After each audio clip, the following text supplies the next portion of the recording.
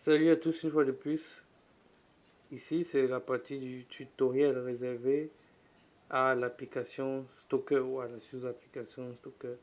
Mais avant d'entrer dans les détails de sous-application du Stoker, je vais parler de quelque chose que j'ai oublié de mentionner dans la précédente vidéo qui expliquait les fonctionnalités du caissier.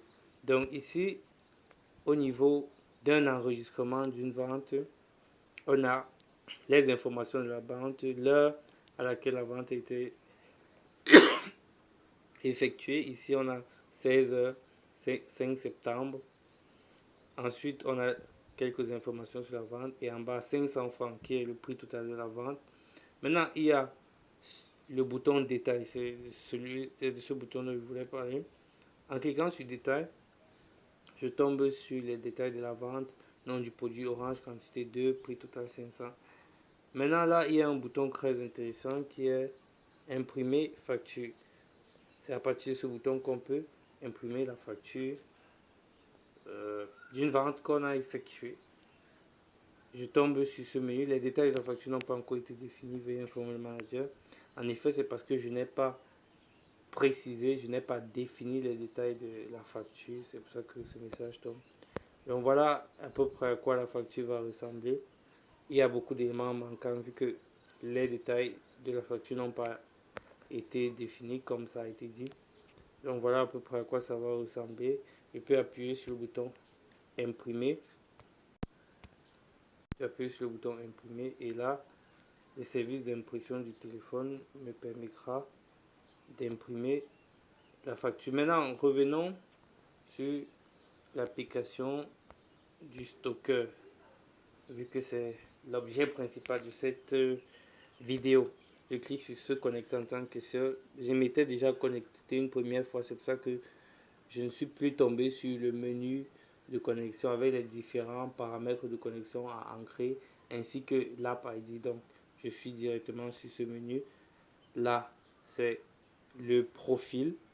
C'est le menu profil. On a Dembélé qui est le nom du stocker, son rôle qui est stocker. En appuyant sur se déconnecter, je peux me déconnecter. Ensuite, je clique sur le bouton sur les triangles, cercles et carrés qui me font entrer dans le menu catégorie de produits. Catégorie de produits. Là, je peux créer une catégorie de produits, créer, modifier, supprimer une catégorie de produits. Je peux cliquer en appuyant sur le bouton vert en bas à droite. Je peux créer une nouvelle catégorie. Je peux créer, je sais pas, je vais dire quoi, outils.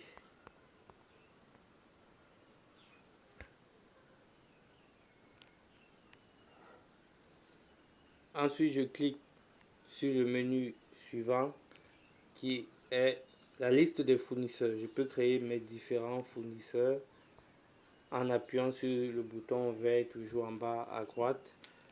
Là, je peux renseigner le nom du fournisseur, son numéro de téléphone, une description.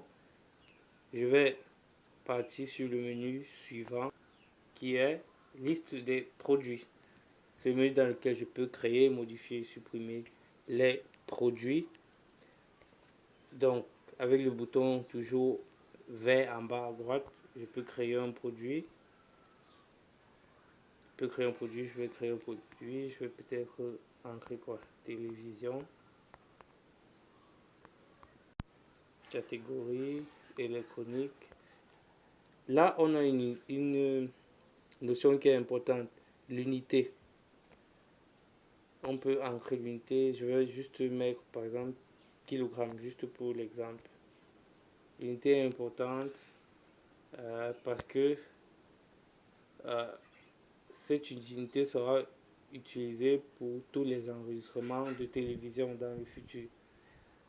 Maintenant, passons au menu suivant, qui est aussi le menu le plus important, parce que c'est dans ce menu que je peux enregistrer les différents stocks, donc les nouveaux approvisionnements à marchandises.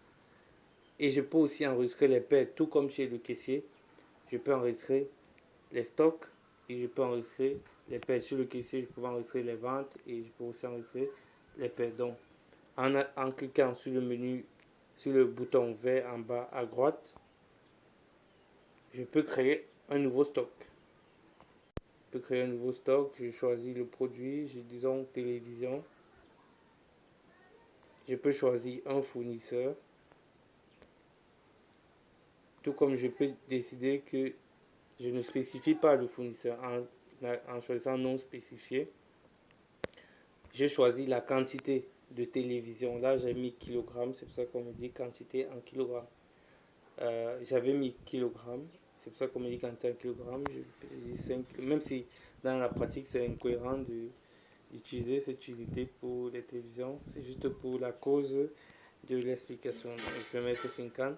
Prix total du stock. Donc, ceci aussi est très important parce que les bénéfices et autres seront calculés à l'aide de ce prix. Donc, je peux par exemple mettre 50 000 et enregistrer. Là, j'ai enregistré un stock, même système, le stock a été enregistré, même du côté du serveur. La croix rouge, ça signifie que le stock n'a pas été enregistré du côté du serveur. Donc, la seule personne qui sait que ce stock a été enregistré, quand c'est la croix rouge, c'est la personne qui détient, qui utilise l'application en fait. Donc, il faut toujours s'assurer que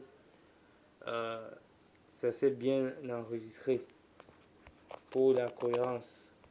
Même s'il n'y a pas de connexion, vous pouvez enregistrer autant de stock que vous voulez. Et une fois que la connexion reviendra, les enregistrements se feront automatiquement. Les enregistrements du côté du serveur pour que le système soit cohérent pour tous les utilisateurs. Donc ici j'avais déjà expliqué détails. Je vois tous les détails de cet enregistrement. Télénom pour télévision, fournisseur Red Bull, quantité 50, etc. Ici je l'avais déjà expliqué. Enregistrer une nouvelle pète, je l'avais expliqué. Donc je pense que c'est suffisant pour l'application du stocker.